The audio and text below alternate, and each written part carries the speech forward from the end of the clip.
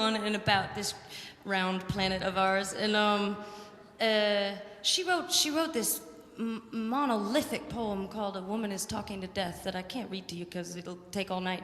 Of course. You hear well. I was waiting for it. Thanks. But well, Here this come the one I don't people. know. I just when I decided to sing that last song, I found this poem and it reminded me of me sitting in Kennedy Airport with my little shaved head and my carry-on. You know, I'm going where they're nice. But yeah, right. Okay. Well, this one is called Detroit Annie Hitchhiking, and it's by Judy Grahn. Her words pour out as if her throat were a broken artery and her mind were cut glass, carelessly handled. You imagine her in a huge velvet hat with great dangling black feathers, but she shaves her head instead and goes for 3-day midnight walks. Sometimes she goes down to the dock and dances off the end of it simply to prove her belief that people who cannot walk on water are phonies, or dead. When she is cruel, she is very, very cool. And when she's kind, she is lavish. Fishermen think perhaps she's a fish, but they're all fools. She figured out that the only way to keep from being frozen was to stay in motion, and long ago converted most of her flesh to liquid. Now when she smells danger, she spills herself all over like gasoline and lights it. She leaves the taste of salt and iron under your tongue, but you don't mind. The common woman is as common as the reddest wine.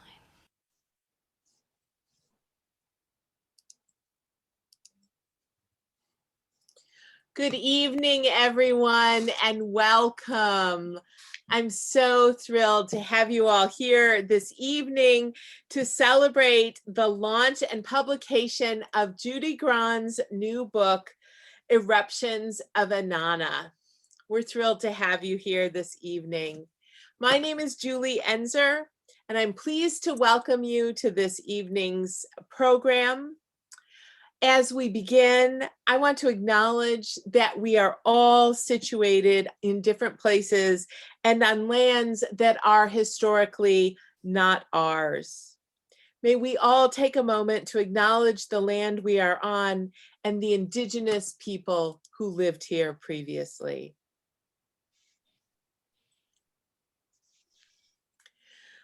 We have a full hour planned for you this evening with plans to wrap up around 8 p.m. on the East Coast, including time for the traditional dance number that has become part of the Sinister Wisdom pandemic programming at the end of our evening tonight. As we gather everyone here this evening, I want to invite you all to introduce yourselves into the chat. And if you are so inclined to share with us as a community when you first read the work of the Venerable Judy Grahn, what did you think of it then? And how has Judy Grahn and her work influenced your thinking and your life? This event is being sponsored by Sinister Wisdom. If you're not familiar with Sinister Wisdom, I invite you to learn more about us. We're a quarterly journal of lesbian literature and art. If you're not currently a subscriber, please sign up for a subscription today by going to sinisterwisdom.org/subscribe. A group of monthly sustainers is vital to keeping this work going. If you want to give $3, $5, or maybe $100 a month to Sinister Wisdom, you can sign up as a sustainer at sinisterwisdom.org/sustainers. I send emails every month when sustainer gifts arrive so that sustainers have an opportunity to see behind the scenes what's going on with Sinister Wisdom. I also want to acknowledge tonight the launch of this book is the launch of a partnership between Sinister Wisdom and Nightboat Books. This is the first book in our series. Nightboat is a fantastic independent publisher that specializes in work in work that is feminist, that is queer, that is lesbian, and that is bringing really vital books out into the world. We are thrilled to be working with Night Boat Books, led by the incredible Stephen Motika. We're working with Kaylin Narden in promoting the books, and it's really been a wonderful partnership for Sinister Wisdom and a way to leverage and bring Judy's work to a larger audience. So thank you to Night Boat Books. We'll be sharing the link for you to order the book directly from them. Although if you are a Sinister Wisdom subscriber, you do receive a copy as a part of your subscription. Those copies will be going in the mail shortly. Hopefully everyone will have it by early July, although I'll talk a little bit more about the challenges we continue to face with the US Postal Service. But for now, on behalf of the Sinister Wisdom Board of Directors, I want to thank Night Boat Books for this partnership. I want to thank Judy Grahn for saying yes when I approached her about doing a Sapphic Classic. I want to thank Angela in advance for the conversation she's having with Judy tonight. And I want to thank each of you for coming and appreciate the many ways that you lift up and support the work of Sinister Wisdom.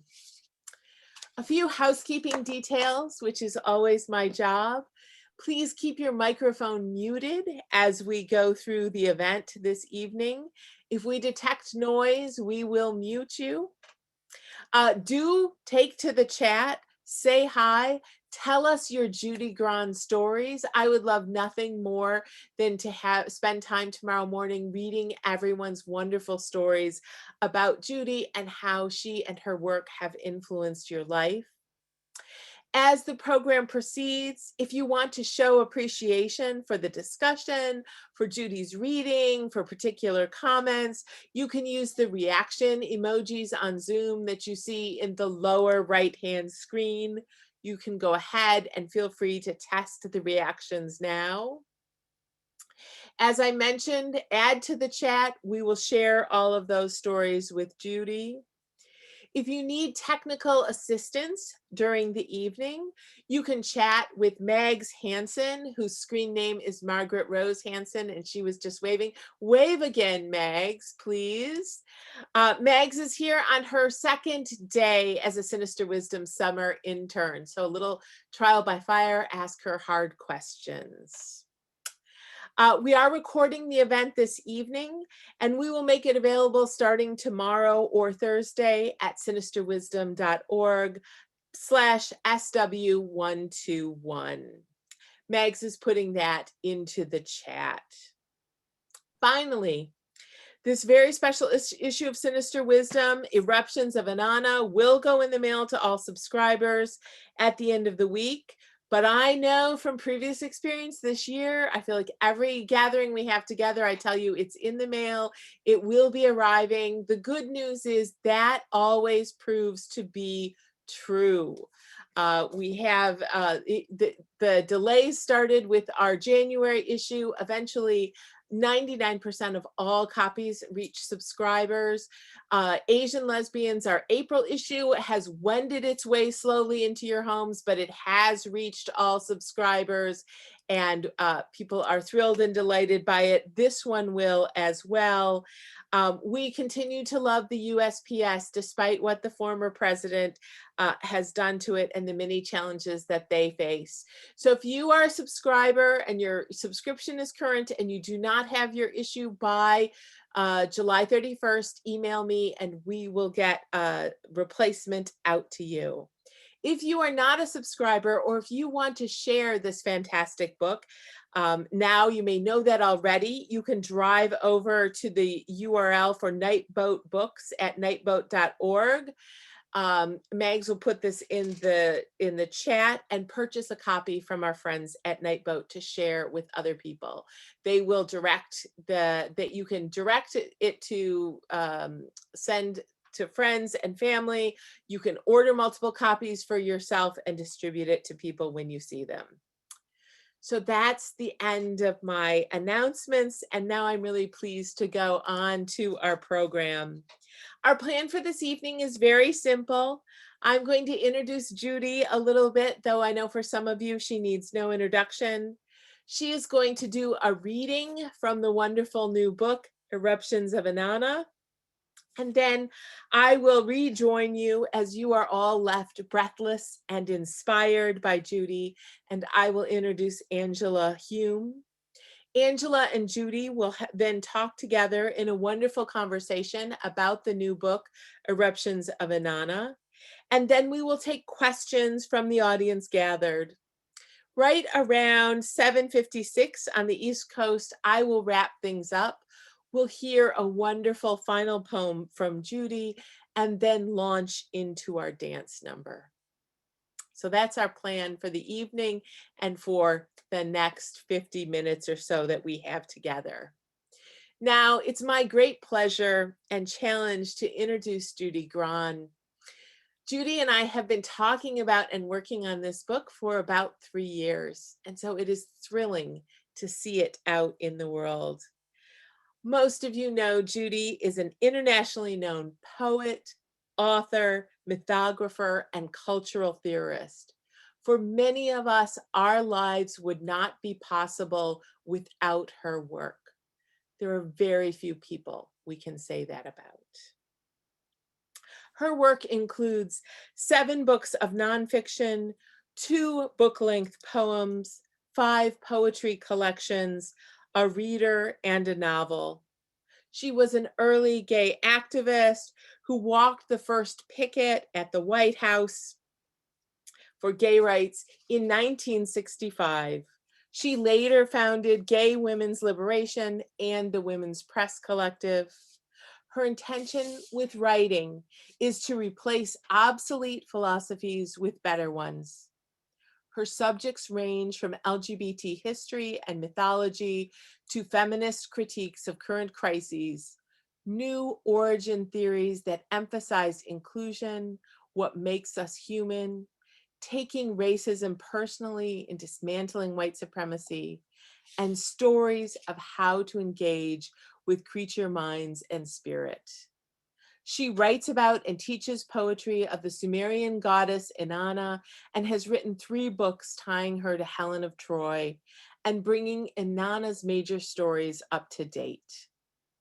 Judy's engagement with the rich literature of ancient Mesopotamia began in the 1980s with 2 book-length poems and now has blossomed into Eruptions of Inanna, Justice, Gender, and Erotic Power, a retelling of the adventures and wisdoms of the great goddess of love, eroticism, justice, ecology, fortune, and gender relations.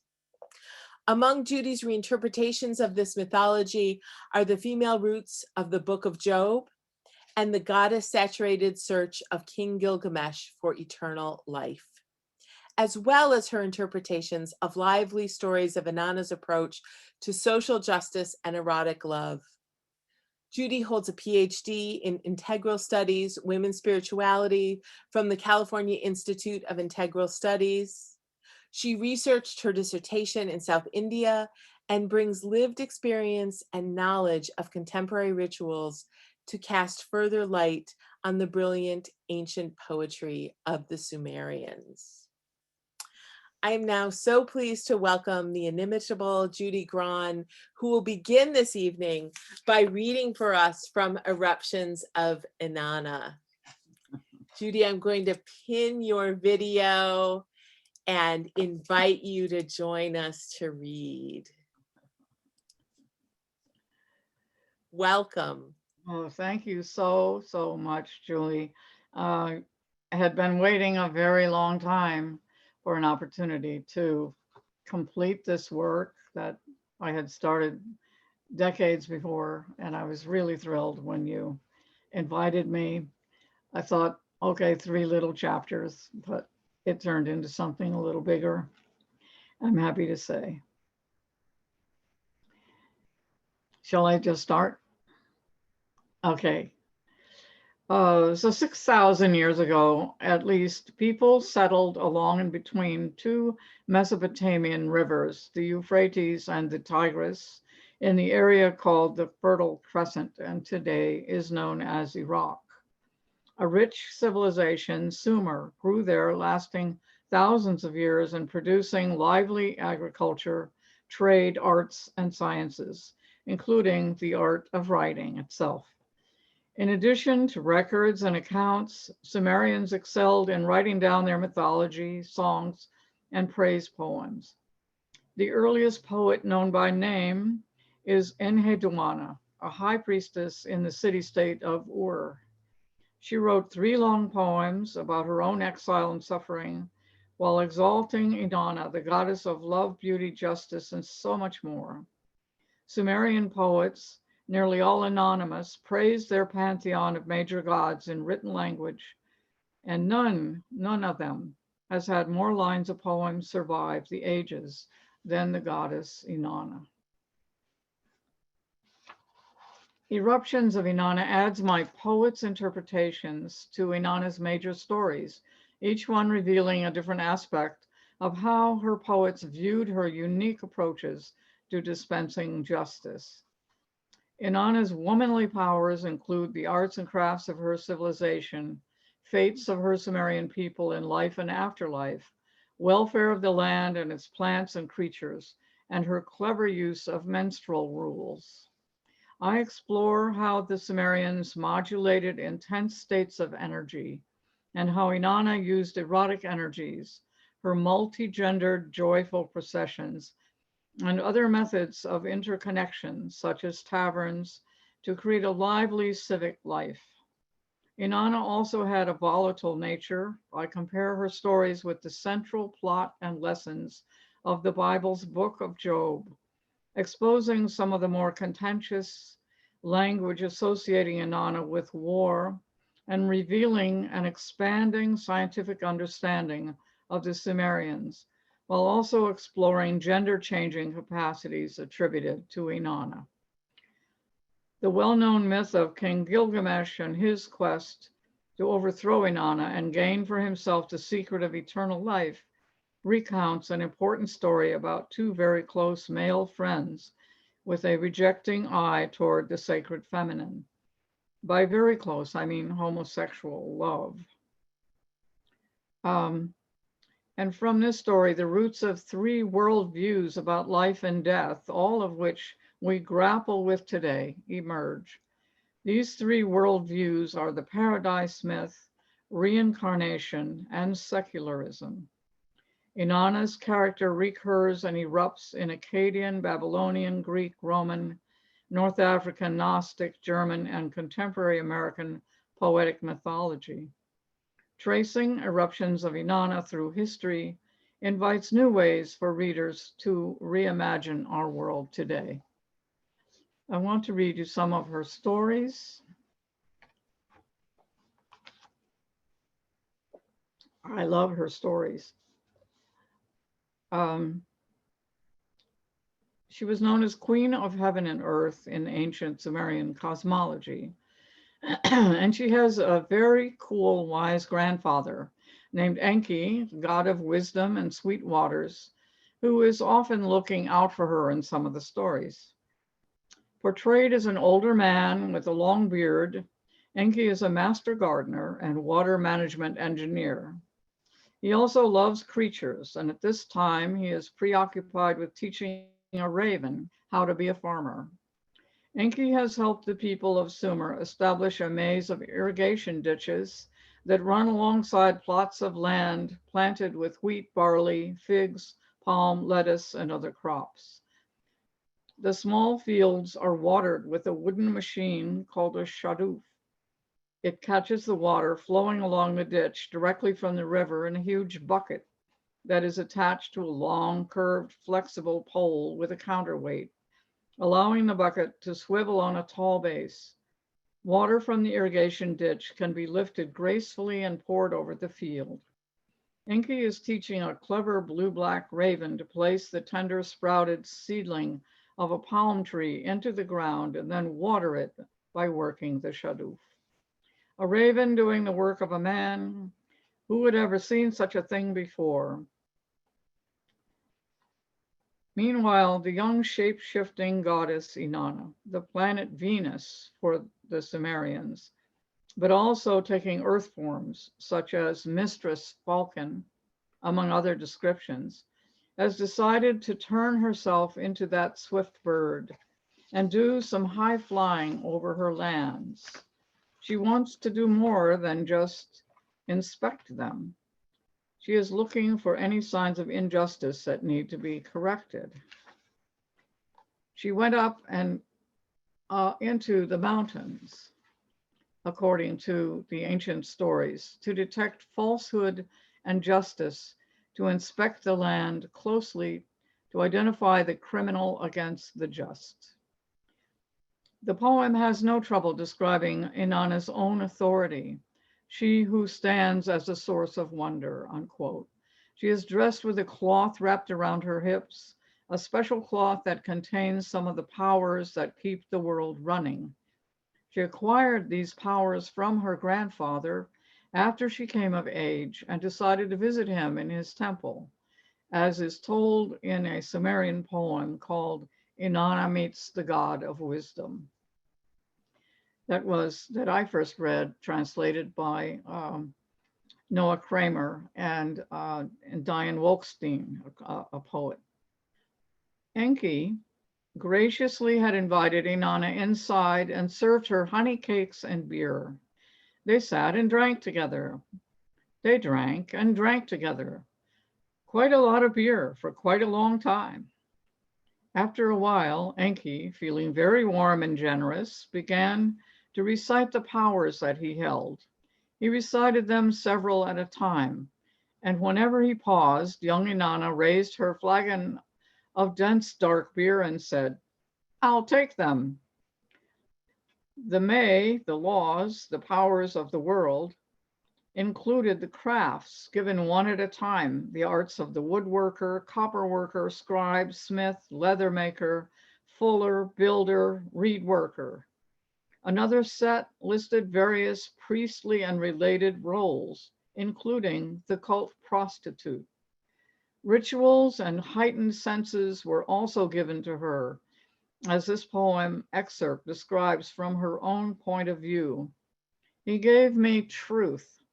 He gave me descent to the underworld. He gave me ascent from the underworld. He gave me the perceptive ear. He gave me the power of attention. Emotions were included in the May: fear, consternation, dismay, joy. And the May assign various positions required for starting the temple: incantation priests, libation priests, princess priestesses, and so on.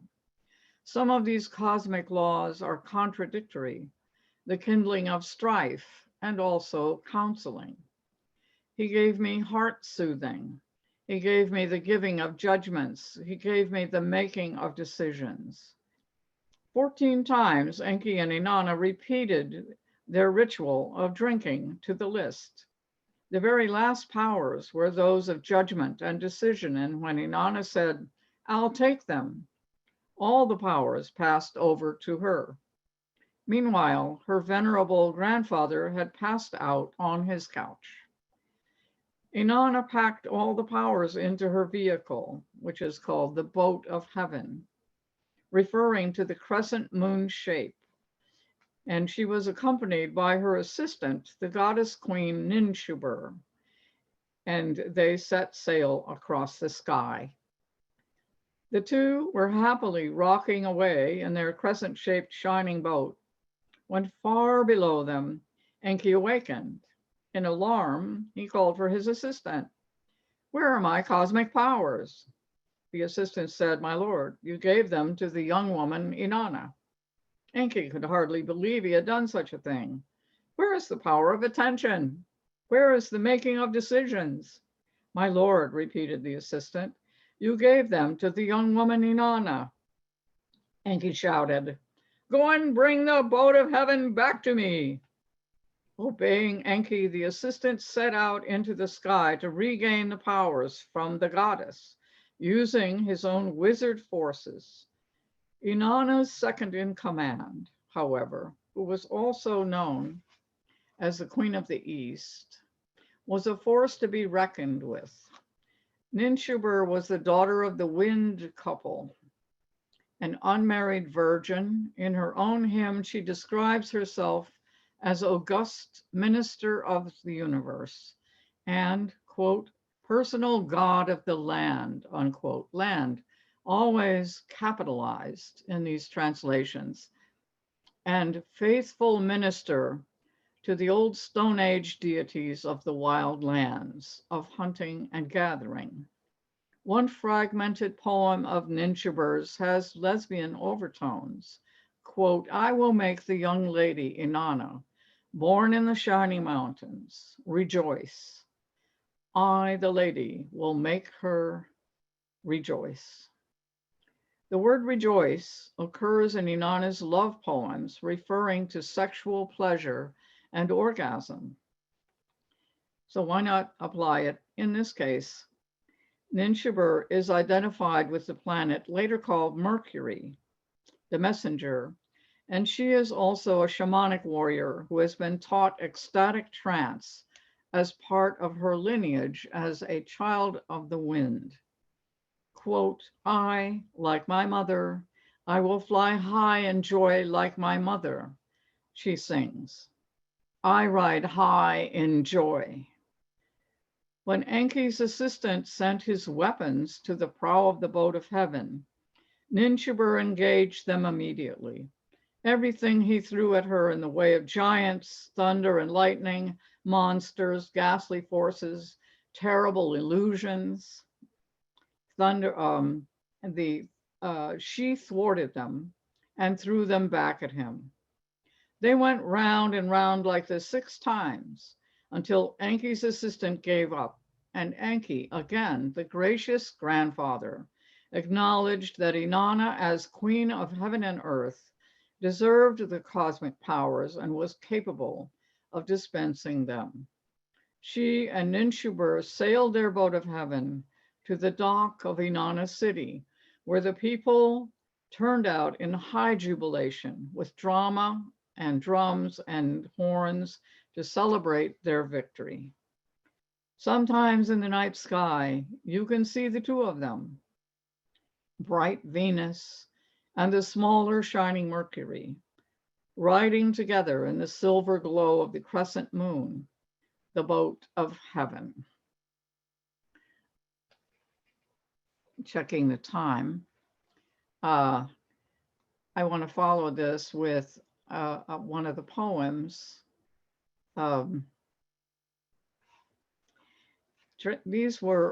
This is a translation or transliteration by my friend Betty DeShong Metter, who translated the 3 long poems of the great priestess Enheduanna, who is the earliest named poet. And I worked with Betty very much on her book, which is called Lady of Largest Heart.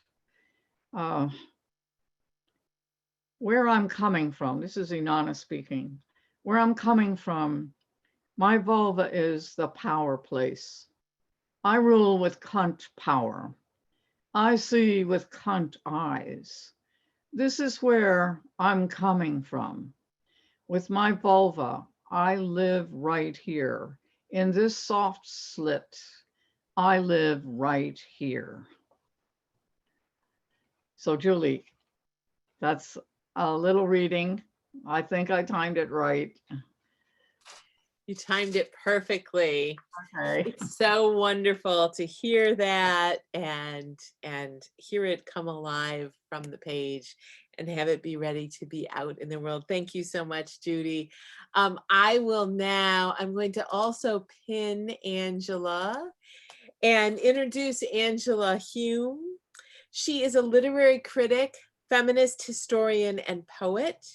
She does research at the lively intersection of working class and multi-ethnic American literatures, feminist and queer theory, and the history of medicine.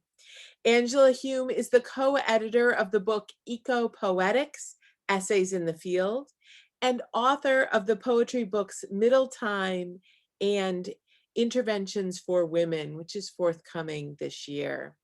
She's at work on 2 nonfiction books, Deep Care, a story of the feminist self-help movement in the Bay Area, and Lyric Self-Help, a literary critical study of American women and queer health activist poets who have inspired today's environmental and health justice movements. I invite you to welcome Angela Hume. Angela's going to make some comments about Eruptions of Inanna and then be in conversation with Judy. Good evening, Angela, and welcome. Thank you, thank you so much, Julie. And Judy, thank you so much for your reading. It's so terrific to hear you read from this work after having spent time with it just in manuscript form. And I'm just so happy for you. Congratulations on Pub Day for Eruptions of Inanna.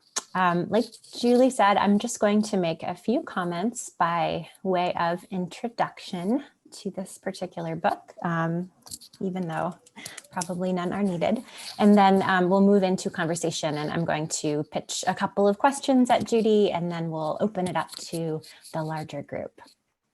So with characteristic humor infused with magical realism, Sumerian style, Judy Grahn's Eruptions of Inanna takes her half-century-long project of reclaiming origin stories to the next level. Judy explores in depth how the story of Inanna, queen of heaven and earth in ancient Sumerian cosmology, as she writes, underpins a whole range of cultural mythologies, including heteropatriarchal Christianity. As someone raised conservative Catholic, a child of the New Right, I feel deep resistance to the origin stories of the culture in which I was raised. Historically, these stories have authorized the subjugation of women and queers, the murder of Native peoples, the enslavement of Africans, and the exploitation of nature. So it's compelling to me how Judy's Eruptions makes the case that before there was a patriarchal Christian God, before there was any monotheistic God, there was Inanna in her, as Judy put it, cunt power, along with empowered women and genderqueer people. The wager of Eruptions is that by reinterpreting the knowledges of, quote, breathtakingly ancient cultures, we can come to insights and dialogues that might connect us cross-culturally and around the planet. This most ancient of story wells connects us as opposed to divides us.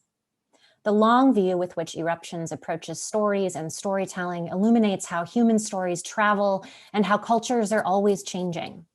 While human cultures are myriad, what is common across them is that we are always in a process of passionately reinterpreting and transmitting our mythologies.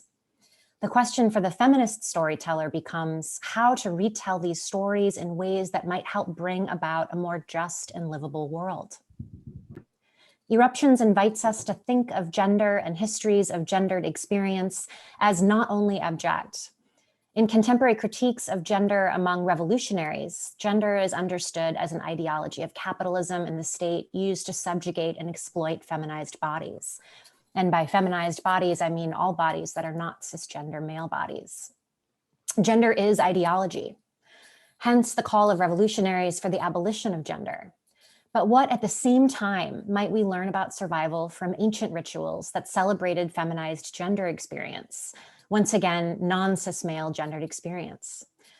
While certainly we must resist and abolish gender as it has been wielded oppressively, we might also learn from gender in its multiplicity and fluidity, and from the roles it has played in our storytelling about our bodies and nature, our cultural roles, and our social lives. Judy suggests that how we have told stories of gender in the past can help us better understand our nature-cultural gendered relations today, and also imagine ways of telling the stories differently. Doing so, Judy proposes, can lead us to rediscover empowering stories that have been overlooked, like the origins of drag in Sumerian street processions, as Judy at one point explores. This work of feminist cultural anthropology is part of the work of gender abolition. For me, one of the most profound sections of Eruptions is the discussion of the poet Enheduanna's writings about Inanna alongside the biblical story of Job. Grahn's claim that Enheduanna's poetry became the central poetic drama of the book of Job. What could be more empowering than the insight that, as poets and storytellers, we can take an oppressively deployed text and reread it as fundamentally indebted to ancient stories of a mountain-smashing, shape-shifting, gender-fluid, lesbian-leaning goddess? To be clear, the point is not that first there was Inanna, and all stories that follow reflect the decline of civilizations into oppressive patriarchy. The point is not to supplant one god with another at all. Rather, it is that stories in their persistence are always changing, just as our understanding of gender is always changing, and just as our understanding of justice is always changing. Thus, as story makers and shapers, poets and also interpreters of poetry play a very special role in human societies. Eruptions takes power and agency away from God, or even the goddess for that matter, and places it firmly in the hands of storytellers. Feminist storytelling, what I am inclined to call restoriation, becomes spiritual, devotional healing practice in and of itself. As a millennial queer, I'm really grateful to Judy for writing this book, and I'm pleased to now begin our Q&A. All right, Judy. So I'm going to ask you a question about gender, and then we'll go from there. So you write in the book, over eons of time, the poets weave old stories with new ones according to the needs of their eras. As culture has evolved and as your experience of your own gender has changed and become more capacious, what are some ways your ideas and stories about gender, its history and cultures have evolved? What does it mean to claim Inanna for non-binary, trans, and multi-gendered people in the year 2021? Well, I think that there isn't anything at all about me or my ideas that hasn't evolved in the last 50 years. It's just been an extraordinary period of time of transition. We're deeply in it. We're even more in it, spinning even faster now. And I'm grateful to the art of writing, actually, because it enabled me to, it enables any writer to ask questions and research them and find out new information. And it teaches you and changes you along the way. And of course, the generations of that grew out of all of the movements of the past, but especially in the 60s, have just effected incredible changes. As far as, so I can't say everything all in one sentence. It's just too much. It's like where to begin. It's everything. But what I would want to say today, to non-binary, trans, multi-gendered people in 2021 is nature loves us. Nature loves you. Nature is as misgendered as we are. It's an interesting sort of personal ritual to study how you would regender the various creatures in nature that they've been put in the same pair bonded slots that the rest of us have struggled to redefine. Ideas about God evolved from and took stories from these old pagan cultures, but especially from the Sumerians. And there's all those gods contributed to what we know about the landscape and so on, coming down through that particular lineage. Their poets they seem to have claimed sacred roles for all kinds of people, including homosexual, non-binary, trans, and multi-gendered people in Inanna's tradition. And they show up in her stories and in her processions, descriptions of them. And I want to credit my friend Will Roscoe and others who have researched this material very closely, far more scholarly way than I could. I don't think that my book takes power away from nature or even deity. the Sumerian poets were describing elements of the cosmos around them.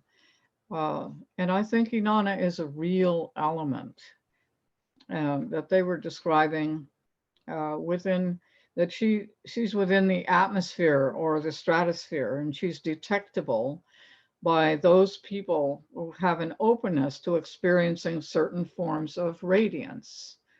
Yet there is no word for this in mainstream American culture, no word yet. She is love, yes, but so much more.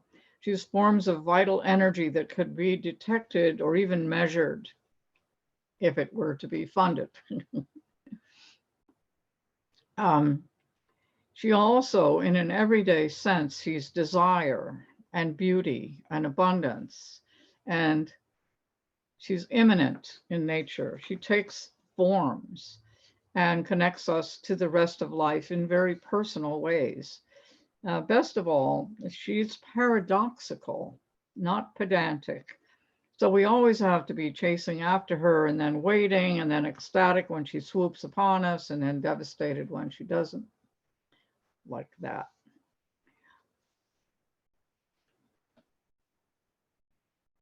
Okay, unmute, unmute, unmute, unmute.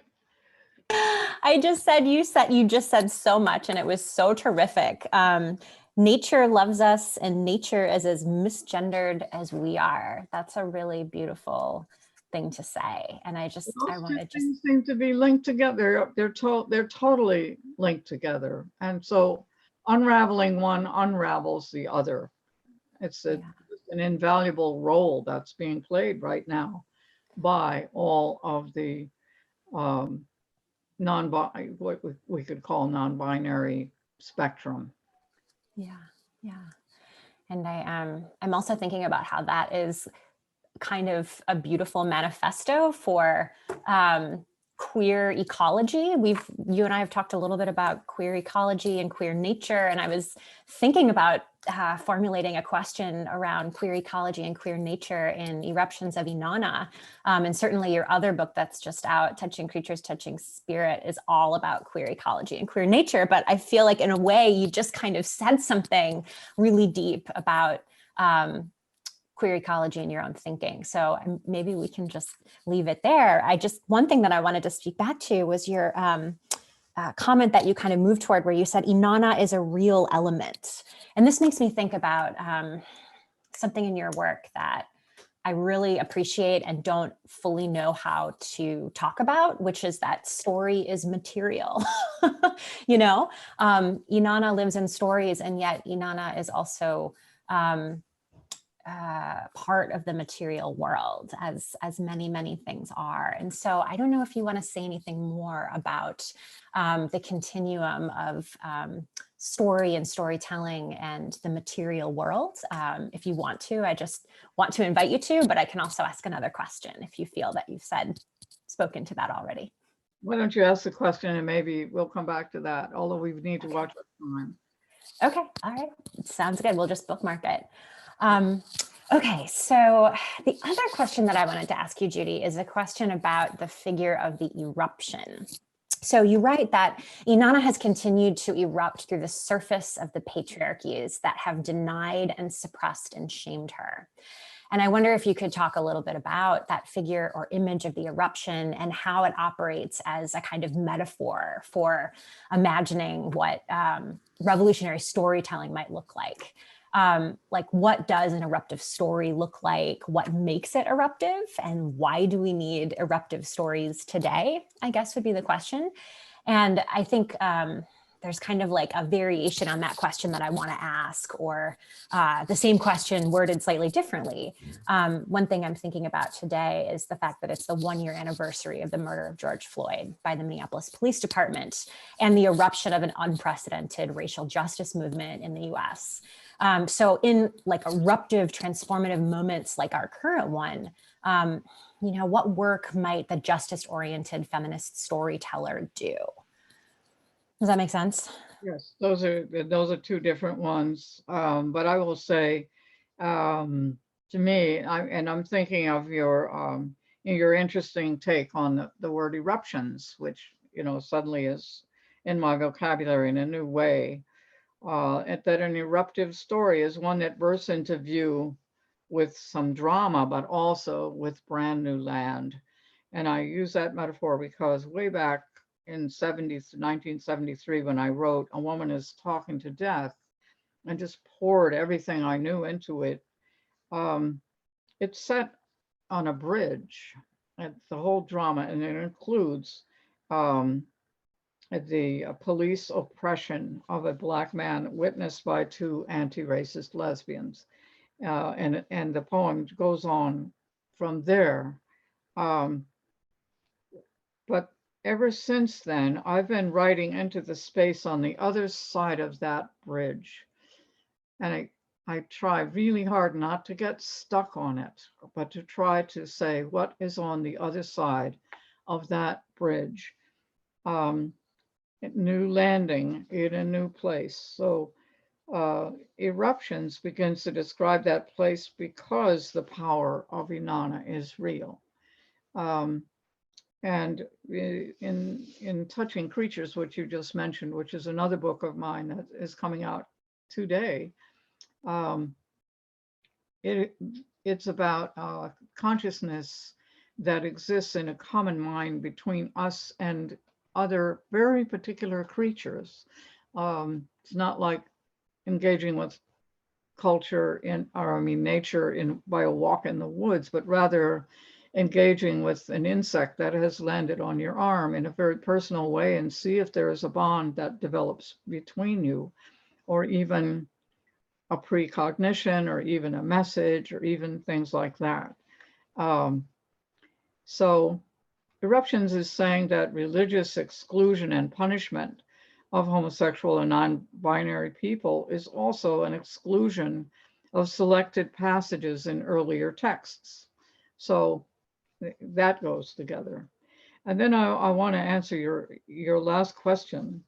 And this was an eruption of me. I was so upset not to be in a place to go out and support Black Lives Matter, that last August I decided to resurrect an anti-racist poem that I wrote in 1985, and attaching some study notes and backstories and underlying mythology about the imagery and so on, to help it be a study book.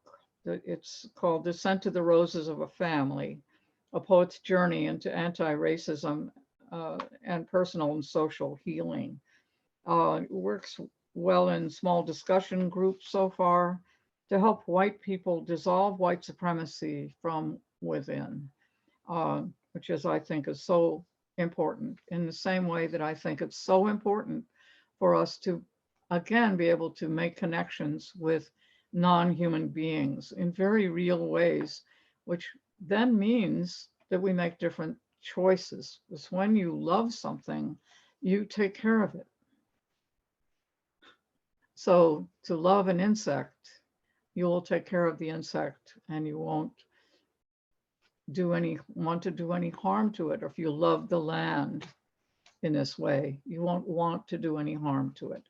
And if you want social and racial justice, you'll be willing to use what Inanna gained from going into the underworld, which is the eye of truth, and do the hard work of the examination of where does this come from, and how do we dismantle it, or in my experience, dissolve it. So that's my answer to all of your questions, your very relevant questions. Thank you so much. I love how when you speak about the political world, you just move kind of effortlessly into storytelling and re-mythologizing in the same moment. It's kind of amazing to hear you speak like that.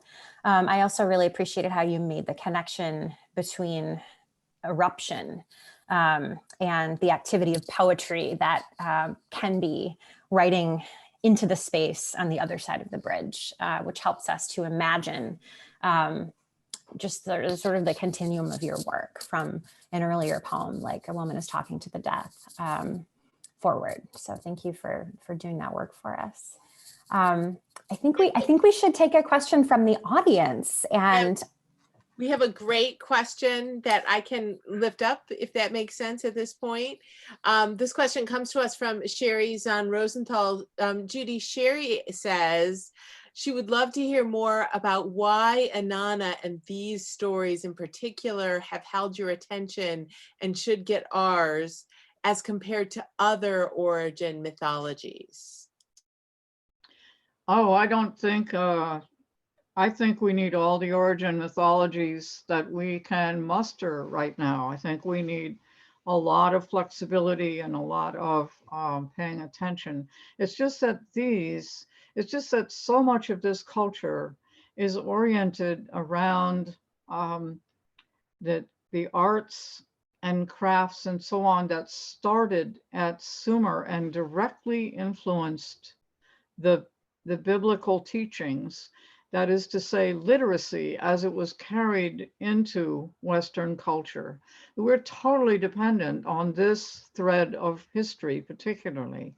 So to understand it better, to me, it means we don't, although we should be looking at other cultures and what they teach us, and we do that all the time, but to have one that is directly in the lineage and that can, because it's been returned to us by the finding of these old clay tablets, there's a way to take a look at what has been left out and redo ourselves in a certain way philosophically. I think that makes more sense than attempting for everybody to imagine that suddenly we're indigenous. Suddenly we're not indigenous. Suddenly we are just part of colonialism and imperialism and the destruction of, capitalist economy that's so evident. And we need arguments. That's why I would say, yes, we need arguments. We need to get these stories out so that people who are advocating for various changes have stronger arguments with the propaganda that is being promoted on the right and that is going to be amped up. We don't want to be caught flat-footed. We don't want to say, oh gosh, well, gee, I'm just so oppressed I can't move, but rather to say, no, we can fight back, and here's how we're going to do it. Here's the arguments. Here's where you are wrong, and we're going forward, because it gives us heart. It gives us courage. Sorry, I get excited about it.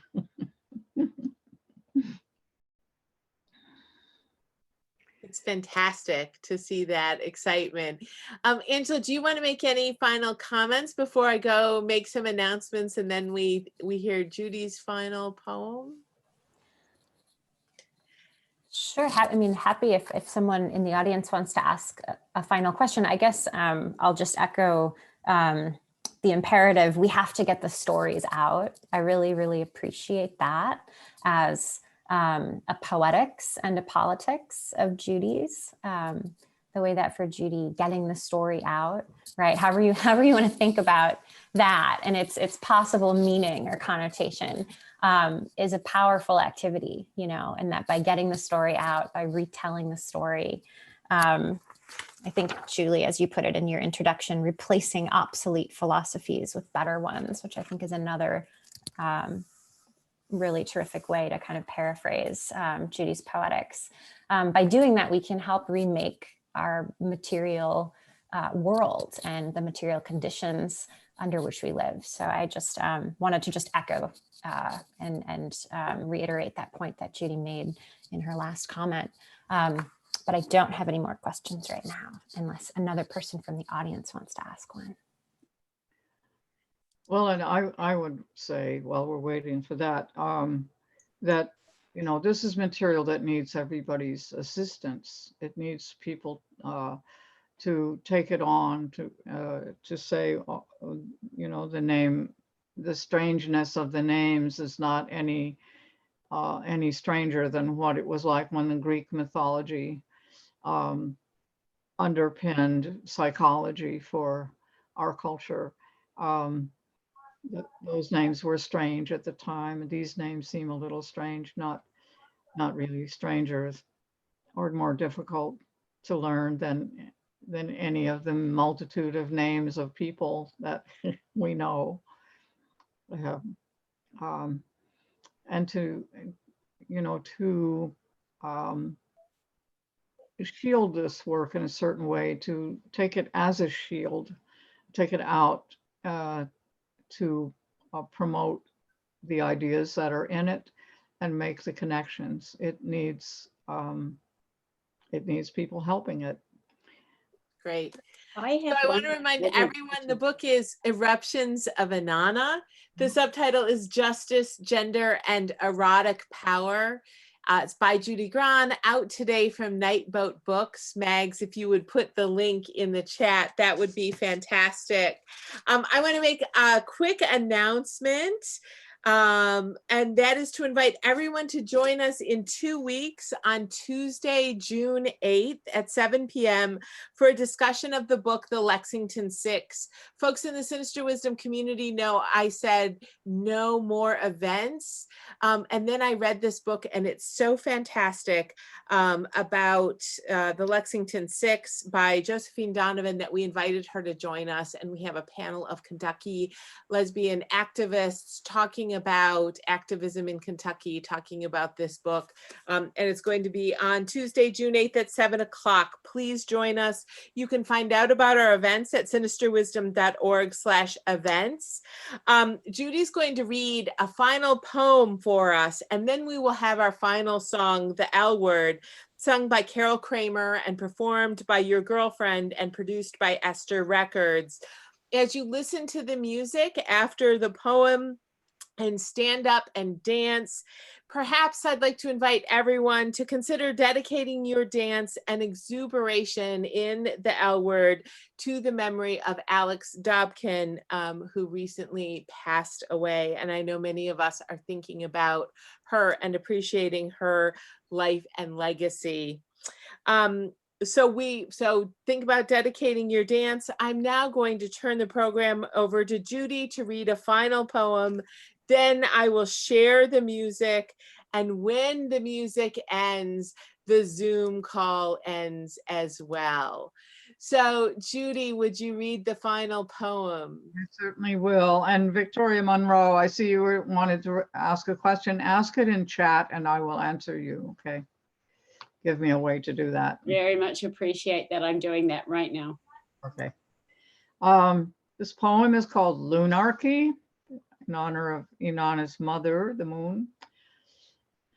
Go with the tide, with the moon, where despair never lasts, always returns to joy, and joy never lasts, returns as fear, and fear is fleeting with birds on the wind, ebbing mad, then flooding joy, beautiful, dreadful, and steady as the evening star that rises, falls, fills, empties, fills, disappoints, fulfills, drowns, buoys, and disappears, reappears, the way she does, the way love does.